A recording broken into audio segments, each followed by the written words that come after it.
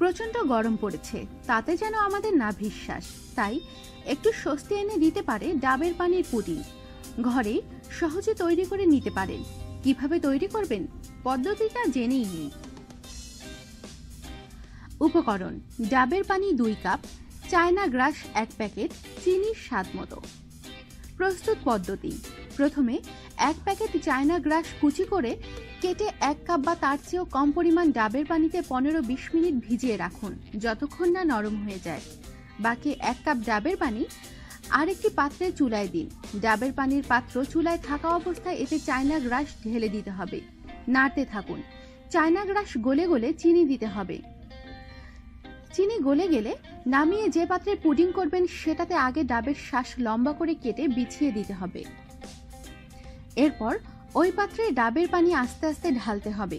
ঢালার সময় অবশ্যই সতর্কতা অবলম্বন করবেন।